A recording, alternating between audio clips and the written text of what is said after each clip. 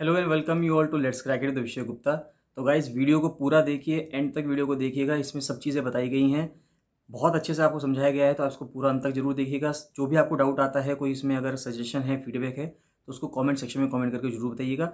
Channel को subscribe जरूर कर दीजिएगा अगर आपने चैनल को सब्सक्राइब नहीं किया है यूट्यूब पे। और टेलीग्राम का लिंक आपको वीडियो के डिस्क्रिप्शन में मिल जाएगा, तो टेलीग्राम को जरूर ज्वाइन करिए। फ्री टेलीग्राम चैनल है, उसको ज्वाइन करना बहुत ज़रूरी है। सारे अपडेट्स वहीं पे आते हैं, सब चीज़ें वहीं पे मिलती हैं, तो उसको ज्वाइन करना बहुत बहुत ज़्यादा ज़रूरी है। कोई भी डाउट है, कोई भी फीडबैक है, तो उसको कमेंट सेक्शन में कमेंट करके जरूर बताइएगा। लेट्स क्रैक इट का ये चैनल जो यूट्यूब पे है, उसको जरूर से जरूर सब्सक्राइब कर लीजिए। यहाँ से सब्सक्राइब का बटन दबा दीजिएगा और यहाँ से सब्सक्रिप्शन के बाद ऑल का बटन भी दबा दीजिएगा, जिससे कि सभी नोटिफिकेशंस आपको रेगुलर बेसिस पे मिलते रहें। ये वाला जो टेलीग्राम चैनल है, इसको जरूर से जरूर ज्वाइन कर लीजिए। ये टेलीग्राम चैनल आपको सर्च करने में मिल जाएगा। जैसे ही आप ये लिखेंगे let's crack it the Vishay Gupta बिना किसी स्पेस के, तो ये चैनल आ जाएगा और इस चैनल को आप ज्वाइन कर सकते हैं।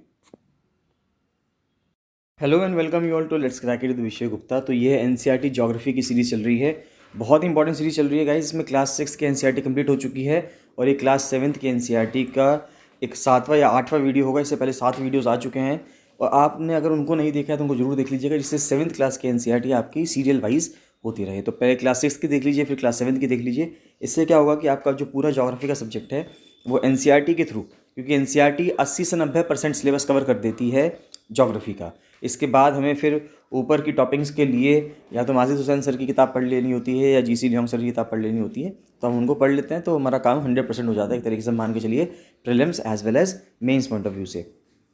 तो गाइस स्टार्ट करने से पहले बताना चाहूँगा कि एफआरओ मेंस के लिए टेस्ट सीरीज चल रही है। तो अगर आपने एफआरओ का मेंस आपको देना है तो आप उसकी टेस्ट सीरीज ज्वाइन कर सकते हैं। आरओ सचिवालय की कल कंप्लीट प्रिपरेशन चल रहा है, तो यानी कि अगर आप ये जितनी भी पीडीएफ्स हैं सभी वहीं पे प्रोवाइड की जा रही हैं। तो अगर आपने आरओ सचिवालय का बैच ज्वाइन कर लिया तो इससे उत्तराखंड में आगामी जितनी परीक्षाएं हैं सभी की तैयारी आपकी बहुत ही अच्छे से हो पाएगी। डेली करंट अफेयर्स का पेड ग्रुप चल रहा है और डेली एमसीक्यू टेस्ट प्रैक्टिस चल रही है, तो आप इसको भी ज्वाइन कर सकते हैं।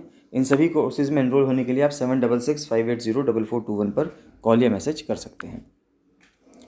तो ये हम काफ़ी चीज़ें पढ़ चुके हैं, चैप्टर 1 वगैरह सब हमारा हो चुका है। आज हमें कवर करना है एयर प्रेशर से। तो लास्ट टाइम पे हमने टेम्परेचर का देख लिया था कि डिग्री सेल्सियस क्या होता है, कि पानी जो है 100 डिग्री सेल्सियस पे बॉईल होता है और 0 डिग्री सेल्सियस पे जमता है। आज हमें पढ़ना है हवा का दबाव यानी कि एयर प्रेशर से। तो देखिए ये सिंपल सी बात है कि जो एटमॉस्फेयर है, तो हमारी बॉडी पे हवा का बहुत ज़्यादा प्रेशर रहता है और उस प्रेशर को काउंटर करने के लिए हमारी बॉडी में जो ब्लड है वो बाहर की तरफ प्रेशर लगाता है। मान के चलिए जहाँ पर एटमॉस्फेयर ना हो और इंसान की बॉडी वहाँ पे जाए, तो वहाँ पे क्या होगा, उसकी बॉडी बर्स्ट हो जाएगी। वो क्यों बर्स्ट हो जाएगी? क्योंकि ब्लड तो लगातार बाहर की तरफ प्रेशर लगा रहा होगा, लेकिन बाहर से कोई चीज़ ऐसी नहीं होगी जो अंदर प्रेशर लगा रही होगी, तो इंसान की बॉडी बर्स्ट हो जाएगी। इसलिए अगर हम स्पेस में जाते हैं तो एस्ट्रोनॉट्स स्पेशल सूट्स पहन के जाते हैं, जहाँ पर अंदर एटमॉस्फेरिक प्रेशर मेंटेन करके रखा जाता है, जिससे कि वो प्रेशर अंदर लगाता रहे और जो इंसान का जो ब्लड है वो बाहर की तरफ प्रेशर लगाता रहे। ये प्रकृति ने अपने आप इसको डिज़ाइन किया है। तो you will be surprised to know that air above us presses us with a great force, की जो हवा है हमारे चारों तरफ वो हमें बहुत ही तेज फोर्स का प्रेस करती है on our bodies. However we don't even feel it, लेकिन हमें महसूस तो नहीं होता है कि कोई हमें प्रेशर लगा रहा है। हमको लगता है हवा में अगर हमारा हाथ हिल रहा है तो वो तो फ्रीली घूम पा रहे हैं। This is because the air presses us from all directions, और ये होता है कि हवा जो है वो हमें चारों दिशाओं से प्रेशर लगा रही है हमारे पे। And our body exerts a counter pressure, और हमारी जो बॉडी है वो उस पर काउंटर प्रेशर लगा रही है। Air pressure is defined as the pressure exerted by the weight of air on the earth surface. तो एयर प्रेशर का मतलब क्या हुआ?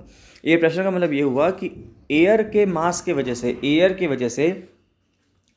वेट की वजह से जो धरती के सरफेस पे जो प्रेशर लग रहा है उसको हम क्या कहेंगे? एयर प्रेशर कहेंगे। As we go up the layers of atmosphere the pressure falls rapidly, और जैसे जैसे हम आसमान में ऊपर की तरफ जाएंगे, ट्रोपोस्फेयर को पार करके स्ट्रेटोस्फेयर में जाएंगे, फिर स्ट्रेटोस्फेयर से और ऊपर जाएंगे, तो वहाँ पर एटमॉस्फेयर का जो दबाव है वो कम होने लगेगा, क्योंकि वहाँ पे जो गैसेस हैं, जो हवाएं हैं वो कम हो जाती हैं। इसलिए वहाँ पे एटमॉस्फेरिक प्रेशर भी कम हो जाएगा। सबसे ज़्यादा जो एटमॉस्फेरिक प्रेशर फील होता है वो आपको प्लेन एरिया में फील होता है, जब हम प्लेन्स में होते हैं, जैसे कि गंगा का प्लेन्स है, नॉर्दर्न गंगा का प्लेन्स है, यहाँ पे आपको सबसे ज़्यादा एटमॉस्फेरिक प्रेशर फील होगा। The air pressure is highest at sea level, and decreases with height. और एयर प्रेशर सबसे ज़्यादा कहाँ पे होगा? सी लेवल पे होगा। मान लेते हैं अभी भी अगर हम ग्रेट प्लेन्स की बात करें इंडिया के, तो इंडिया का जो नॉर्दर्न ग्रेट प्लेन्स है वो भी 260 मीटर्स के अबव मीन सी लेवल पे है एक्चुअली में अगर हम देखें। लेकिन अगर आप मीन सी लेवल पे चले जाएंगे बिल्कुल, जैसे भारत ने जो मीन सी लेवल ले रखा है वो चेन्नई से ले रखा है। पहले कराची से हुआ करता था, लेकिन कराची पाकिस्तान में चला गया पार्टीशन के बाद, तो अब हमने मीन सी लेवल जो ले रखा है वो चेन्नई से ले रखा है। तो अगर आप बिल्कुल मीन सी लेवल पे चले जाते हैं तो मीन सी लेवल पे जाने के बाद वहाँ पे अगर आप देखेंगे तो सबसे ज़्यादा जो एटमॉस्फेरिक प्रेशर मिलेगा वो वहाँ पे मिलेगा। और जैसे जैसे आप हाइट में ऊपर जाते चले जाएंगे, जैसे जैसे हाइट में ऊपर जाएंगे तो वहाँ पे क्या हो जाएगा? एटमॉस्फेरिक प्रेशर कम हो जाएगा। Horizontally the distribution of air pressure is influenced by temperature of air at any given place. अब हॉरिजॉन्टली देखें तो वर्टिकली हो गया, ऊपर नीचे हो गया। अगर हॉरिजॉन्टली देखें, क्षैतिज रूप से देखें इस रूप में, तो यहाँ पे जो एयर प्रेशर है, एयर प्रेशर का जो डिस्ट्रीब्यूशन है वो किस चीज़ से फ़र्क पड़ेगा? किसी भी जगह के तापमान से। देखिए जब भी धूप पड़ती है तो कहीं पे क्या होता है, कहीं की जो हवा है वो गर्म हो जाती है, और जो गर्म हवा है वो ऊपर की तरफ उठती है। जब गर्म हवा ऊपर की तरफ उठती है तो यहाँ से जब हवा उठकर ऊपर चली गई तो यहाँ तो खाली स्पेस हो गया। जब यहाँ खाली स्पेस हो गया तो उसको बोलते हैं कि ये लो प्रेशर का एरिया बन गया, यहाँ पे निम्न दबाव हो गया, कि प्रेशर लो हो गया, क्योंकि यहाँ पे हवा ही नहीं बची। तो क्या होगा? आसपास की जो ठंडी हवाएं हैं वो इस खाली जगह को भरने के लिए दौड़ेंगी, और इसी की वजह से हवा चलती है या तूफान आते हैं, चक्रवात आते हैं, वो सब इसी वजह से आते हैं। तो in areas where temperature is high the air gets heated and rises. अब जहाँ पे गर्म हवा होती है, जहाँ पे टेम्परेचर बहुत ज़्यादा होता है, वहाँ पे हवा जो है गर्म हो जाती है और ऊपर की तरफ उठती है, इसी वजह से लो प्रेशर एरिया बन जाता है। ये चीज़ें जो मैंने आपको समझाई हैं सेम इसमें लिखी हुई है। Low pressure is associated with cloudy skies and wet weather. Low pressure का मतलब क्या होगा? क्योंकि वो जो गर्म हवा थी वो वहाँ पे आसपास का जो मॉइस्चर है, जो नमी है, वो लेके उड़ा होगा, और उस नमी की वजह से क्या हो जाएगा? उस नमी की वजह से काफ़ी ज़्यादा बारिश होगी। तो यानी कि वहाँ पे कैसा रहेगा वेदर? वेट वेदर रहेगा। In areas having lower temperature the air is cold. और उन एरियाज़ में जहाँ पे टेम्परेचर बहुत ठंडा होता है वहाँ पे हवा जो हवा होती है वो भी ठंडी होती है, उसके अंदर नमी भी नहीं होती है। इट इज़ देयरफॉर हैवी, और वो हैवी होती है। तो ठंडी हवा नीचे की तरफ आती है और गर्म हवा ऊपर की तरफ जाती है। इसका बेस्ट एग्जांपल आप देख सकते हैं कि बचपन में जब हम बैलून लिया करते थे तो कुछ बैलून ऐसे होते थे जो आसमान में अगर हमारे हाथ से छूट जाए तो वो ऊपर उड़ जाते थे। तो वो क्यों उड़ पा रहे हैं? क्योंकि उसके अंदर जो हवा है वो, ऑल्दो उसके अंदर जो गैस भरी गई है वो ऐसी गैस है कि जो लाइट है इसलिए ऊपर उड़ गई। या दूसरा एग्जांपल हम देख सकते हैं जैसे कि हॉट एयर बैलून वाला। जो हॉट एयर बैलून का अगर आप एग्जांपल देखेंगे, उसमें क्या होता है कि नीचे एक बास्केट लगी हुई है, वो कुछ इस तरह से डिज़ाइन होता है कि मान लेते हैं ये बहुत बड़ा बैलून है और ये बहुत बड़े बैलून पे नीचे एक बास्केट लगी हुई है, इसके अंदर तो लोग खड़े होते हैं और यहाँ से आग लग रही होती है। अब क्या होता है कि ये जो हॉट एयर बैलून में क्या होगा कि यहाँ पे जो हवा है वो हवा गर्म होती रहेगी, और जब हवा गर्म होगी तो ये इस पूरे स्ट्रक्चर को आसमान में ये उड़ा लेगा। और जब ये आसमान में उड़ा लेगा पूरे स्ट्रक्चर को, तो एक जगह से दूसरी जगह ट्रांसफ़र होने के लिए पहले हॉट एयर बैलून का ही इस्तेमाल किया जाता था। तो लो प्रेशर, तो heavy air sinks and creates a high pressure area. तो हैवी एयर क्या करेगी? वो डूबेगी, नीचे जाएगी, सिंक करेगी और हाई प्रेशर एरिया बना देगी। हाई प्रेशर एरिया में क्या होगा? वहाँ पे क्लियर स्काई होंगे और सनी स्काई होंगे, यानी वहाँ पे अच्छी खासी धूप निकली हुई होगी, वहाँ पे ऐसा कोई भी दिक्कत नहीं होगी। The air always moves from high pressure area to low pressure area. ये इंपॉर्टेंट बात है, ये हमेशा आपको ध्यान रखिए कि हवा हमेशा हाई प्रेशर एरिया से लो प्रेशर एरिया की तरफ चलती है, यानी कि जहाँ पर उच्च दबाव होता है वहाँ से निम्न दबाव की ओर चलेगी। On the moon there is no air, simple सी बात है, चंद्रमा पे कोई हवा नहीं है, and hence no air pressure, इसलिए वहाँ पे एयर प्रेशर भी नहीं है। Astronauts have to wear special protective space suits filled with air when they go to the moon. और जब वो चंद्रमा पे जाते हैं, मून पे जाते हैं, तो उनको स्पेशल सूट्स पहनने पड़ते हैं जिसमें हवा भरी हुई होती है। If they did not wear these space suits the counter pressure exerted by the body of the astronauts would make the blood vessels burst, the astronauts would bleed. और मान लेते हैं अगर वो ऐसा नहीं करते तो क्या होगा? क्योंकि बॉडी तो लगातार बाहर की तरफ प्रेशर लगा रही है। अब इससे क्या होगा कि जब बाहर से अंदर की तरफ कोई प्रेशर नहीं लग रहा और सिर्फ बाहर की तरफ प्रेशर लग रहा है, तो टाइम ऐसा आएगा कि जो ब्लड वेसल्स हैं, जो जिसमें ब्लड फ्लो करता है इंसान की बॉडी के अंदर, वो फटने लगेंगी और चारों तरफ से खून निकलने लगेगा इंसान की बॉडी में से। नेक्स्ट आता है विंड की। अगर हम बात करें, the movement of air from high pressure area to a low pressure area is called wind. अब देखिए हवा या विंड क्या होती है? अगर हम विंड को देखें तो हम विंड को देख नहीं सकते, उसको महसूस कर सकते हैं, या कुछ ऐसी चीज़ें होती हैं जिससे कि हमें लगता है कि हवा चल रही है, लेकिन वो हमें चलती हुई दिखती नहीं है। तो कुछ इसको इस तरह से समझिए कि जो हवा है वो हमेशा हाई प्रेशर एरिया से लो प्रेशर एरिया में चलेगी। लो प्रेशर एरिया कौन सा एरिया होता है? लो प्रेशर एरिया वो एरिया होता है जहाँ पर हवा बहुत गर्म हो जाती है, गर्म होकर ऊपर उड़ जाती है, तो वहाँ पे एक वैक्यूम बन जाता है, खाली स्पेस हो जाता है। और प्रकृति ने कुछ इस तरह से बनाया है कि धरती पे कहीं भी चीज़ खाली नहीं रह सकती, तो खाली जो भी सीट खाली होगी वहाँ पे कोई ना कोई भरने के लिए आ जाएगा। तो चारों दिशाओं से या चारों तरफ से तेज हवाएं आती हैं, जो कि ठंडी हवाएं होती हैं, हाई प्रेशर के एरिया हवाएं होती हैं, और वो उस एरिया को भर देती हैं। The movement of air from high pressure, a wind is named after the direction from which it blows. अब ये बहुत इंपॉर्टेंट लाइन है। एक हवा के नाम अगर आपने सुने हो, कभी हम हवा को वेस्टर्लीज कहते हैं, कभी हम हवा को ट्रेड विंड्स कहते हैं, तो हवाओं के अलग अलग नाम होते हैं। तो ये नाम कैसे पढ़ते हैं? हवाओं के नाम उस हिसाब से पढ़ते हैं कि जिस दिशा से वो बह रहा है। मान लेते हैं इधर पश्चिम है और इधर पूरब है, यानी कि इधर वेस्ट है और इधर ईस्ट है। तो जो हवा वेस्ट से ईस्ट की तरफ बहेगी, क्योंकि ये वेस्ट की तरफ से बह कर आ रही है, इसलिए इस हवा को वेस्टर्ली कह दिया जाएगा। ये क्या है? ये वेस्टर्लीज है। और कोई हवा ईस्ट से वेस्ट की तरफ जाएगी, तो क्योंकि ये हवा ईस्ट की तरफ से आ रही है, पूर्व की तरफ से आ रही है, तो इसको ईस्टर्लीज कह दिया जाएगा। तो हवा में जो हवा जिस दिशा की तरफ से आ रही होती है, उसको उसी दिशा का नाम दे दिया जाता है। तो example, the wind flowing from the west is called westerly. तो जो हवा वेस्ट से बह कर आ रही है, पश्चिम से बह कर आ रही है, उसको वेस्टर्ली कह दिया जाएगा, पश्चिमी कह दिया जाएगा। Wind can be broadly divided into 3 types. अब विंड्स 3 तरह की हो सकती हैं। कौन कौन सी हो सकती हैं? पहली है परमानेंट विंड्स, यानी कि जो स्थायी हवाएं हैं, परमानेंट हैं, कि वो तो साल दर साल भर चलती ही रहती हैं। तो द ट्रेड विंड्स, जैसे कि जो व्यापारिक पवनें हैं, वेस्टर्लीज हैं, ईस्टर्लीज हैं, ये सब परमानेंट विंड्स हैं। ये परमानेंटली चलती रहती हैं। ऐसा नहीं है आज चल रही है कल को नहीं चलेगी, या इस साल चल रही है अगले साल नहीं चलेगी, ऐसा नहीं होता है। These blow constantly through out the year in a particular direction. ये हमेशा एक ही डायरेक्शन में पूरे साल भर लगातार चलती रहती हैं। इनको कोई भी मतलब ये रुकती नहीं है। फिर आता है सीजनल विंड्स, जो मौसमी हवाएं हैं, मौसमी पवनें हैं, यानी किसी टाइम पे चलेंगी, किसी टाइम पे नहीं चलेंगी। These winds change their direction in different seasons. ये हवाएं क्या करती हैं? अलग अलग सीजन्स में, अलग अलग मौसम में अपनी दिशाएं बदल देती हैं। जैसे कि भारत में मानसून, तो मानसून क्या है? हम कहते हैं कि इस टाइम पे complete reversal of the winds हो गया है, कि हवाओं को जो चलना है वो पलट गया है। इस वजह से मानसून की हवाएं आती हैं और भारत में काफ़ी ज़्यादा बारिश होती है। तो मानसून जो है परमानेंट नहीं होता है। ऐसा नहीं है कि पूरे साल भर मानसून चल रहा है भारत में। 4 या 5 महीने, जून से लेके अगस्त सितंबर तक का महीना, या कभी कभी अक्टूबर तक एक्सटेंड हो जाता है वो। तो जून से लेके सितंबर, 15 सितंबर तक कहा जाता है कि 15 सितंबर तक ऐसा हो जाएगा कि जो मानसून है वो लौट जाएगा।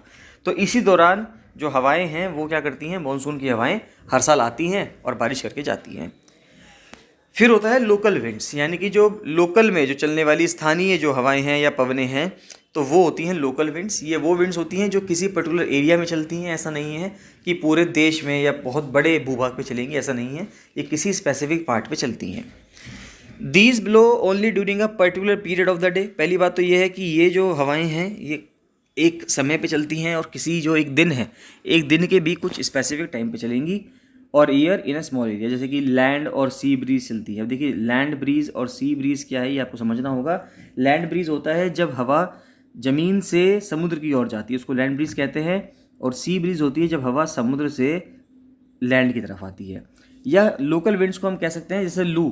अब जो लू है वो गर्मियों के मौसम में चलती है, और ऐसा नहीं है कि सारा दिन चलती है। ऐसा तो नहीं है कि सुबह से चलने शुरू हो जाती है, सुबह 5 बजे से। वो दिन में जब 11, 12, 1, 2 बजे के आसपास बहुत ज़्यादा गर्मी होती है, उस टाइम पे लू चलती है। तो वो लोकल विंड है कि वो कुछ समय के लिए चलेगी। पहली बात तो एक दिन के अंदर भी कुछ घंटों के लिए चलेगी, और उस टाइम पे चलेगी जिस टाइम पे बहुत ज़्यादा गर्मी होगी। और ऐसा नहीं है कि पूरे भारतवर्ष में चलेगी, वो किसी किसी जगहों पर ही चलती है। The hot and dry local wind of northern plains of India is called लू। तो जो हॉट और ड्राई लोकल विंड्स हैं नॉर्दर्न प्लेन्स में भारत की, उनको क्या कहा जाता है? उनको लू कहा जाता है। अब देखिए, ये बहुत इंपॉर्टेंट डायग्राम है। इसको अगर आपने समझ लिया तो आप समझिए कि आपका बहुत बड़ा एक ज्योग्राफी का पोर्शन जो है कवर हो जाएगा। या ज्योग्राफी का जो बहुत इंपॉर्टेंट जो कॉन्सेप्ट है वो आपका कवर हो जाएगा। तो ये कह रहा है major pressure belts and wind systems हैं ये, यानी कि प्रमुख वायु दाब की पेटियां हैं। अब देखिए, पेटियों को देखते हैं क्या क्या चीज़ें हैं, पेटियां क्या बताती हैं। पहली बात तो ये समझिए कि ऊपर नॉर्थ है, नीचे साउथ है, 90 डिग्री साउथ, यानी कि हम यहाँ पे अंटार्कटिका है और सबसे ऊपर 90 डिग्री नॉर्थ पे आर्कटिक है। अब आप ये देखिए, हम देखते हैं इसको इक्वेटर से समझना शुरू करते हैं, 0 डिग्री से। हिंदी में भी है, इंग्लिश में भी है, दोनों तरफ से आप देखते चल जाइए। बहुत ही इंपॉर्टेंट डायग्राम है, इसमें आपको 2 मिनट लगेंगे समझने में, लेकिन इसको ध्यान से समझिए। तो सबसे पहले 0 डिग्री पे देखते हैं, यहाँ पे लिखा हुआ है इक्वेटोरियल लो प्रेशर, यानी कि भूमध्य रेखीय निम्न दबाव और या निम्न दाब। और सबसे इंपॉर्टेंट बात क्या है, इस एरिया को डोल्ट्रम्स भी कहा जाता है। सवाल पूछा जा सकता है आपसे कि डोल्ट्रम्स वाला कौन सा एरिया है, तो जो इक्वेटर पे लो प्रेशर एरिया होता है उसको डोल्ट्रम्स कहा जाता है। डोल्ट्रम का मतलब ये हो गया कि यहाँ पर कोई हवा नहीं चल पाती, इस वजह से यहाँ पे जो शिप्स हैं, शिप्स को यहाँ से क्रॉस करने में बहुत मुश्किल होती है, वो वहीं पे डोलते रहते हैं एक तरह से। इस तरह से मान लीजिए समुद्र में एक ही जगह पे हिलते रहेंगे, चल ही नहीं पाएंगे, बहुत मुश्किल होती है चलने में। तो इक्वेटोरियल लो प्रेशर डोल्ट्रम्स, यानी कि भूमध्य रेखा निम्न दाब डोल्ट्रम, इसको कहा जाता है 0 डिग्री। फिर हम चलते हैं नॉर्थ की तरफ देखें और साउथ की तरफ, दोनों में देखें। तो यहाँ से अब आप देखेंगे कि यहाँ पे सबसे ज़्यादा गर्मी पड़ रही है। इक्वेटर पे जब सबसे ज़्यादा गर्मी पड़ रही है तो क्या होगा, इक्वेटर पे सूरज की रोशनी सीधी बढ़ती है, तो यहाँ पे बहुत ज़्यादा गर्मी पड़ेगी। तो यहाँ पे जो हवा होगी वो गर्म हो जाएगी, और गर्म हवा क्या करेगी, गर्म हवा ऊपर की ओर उड़ेगी। जब गर्म हवा ऊपर की ओर उड़ेगी तो उसकी वजह से क्या दिक्कत होगी कि यहाँ पर एक लो प्रेशर एरिया बन जाएगा। तो ये लो प्रेशर एरिया क्यों बन रहा है, क्योंकि यहाँ पे बहुत ज़्यादा गर्मी पड़ रही है, इसलिए लो प्रेशर एरिया बना। लो प्रेशर एरिया बनने की वजह से क्या होता है, जो आसपास की ठंडी हवाएं होती हैं वो इस एरिया को भरने के लिए चल देंगी। तो ये दोनों तरफ से, ऊपर से भी और नीचे से भी जो ठंडी हवाएं थी वो इस एरिया को भरने के लिए चल पड़ी, जिसके वजह से यहाँ पे साइक्लोन वगैरह भी आते हैं। अगर आप ये सोचेंगे कि ये एरो ऐसे क्यों लगाया हुआ है, वो भी हम समझेंगे कि ऐसा क्यों लगाया हुआ है, सीधा एरो क्यों नहीं लगाया हुआ। इसके पीछे कोरियोलिस फोर्स होती है, जब वो कोरियोलिस फोर्स का कॉन्सेप्ट आएगा तब आपको समझाया जाएगा। तो अब देखिए, ऊपर से आ रही है तो ऊपर नॉर्थ ईस्ट से आ रही है। मान लेते हैं ये ऊपर नॉर्थ दिशा है और ये ईस्ट है, तो इधर नॉर्थ ईस्ट हुआ, तो ये नॉर्थ ईस्ट से आ रही है, इसको बोल दिया हमने नॉर्थ ईस्ट ट्रेड विंड्स, यानी कि उत्तर पूर्वी व्यापारिक पवनें। और नीचे हैं साउथ ईस्ट ट्रेड विंड्स। अब देखिए, इनको ट्रेड विंड्स क्यों कहा गया, व्यापारिक पवनें या ट्रेड विंड्स इनको इसलिए कहा गया क्योंकि ट्रेड इन्हीं के माध्यम से होता था। पहले क्या होता था, पहले मोटर तो थी नहीं, यानी कि मोटर बोट्स तो हुआ नहीं करती थी, या बड़े बड़े जहाज़ तो हुआ नहीं करते थे।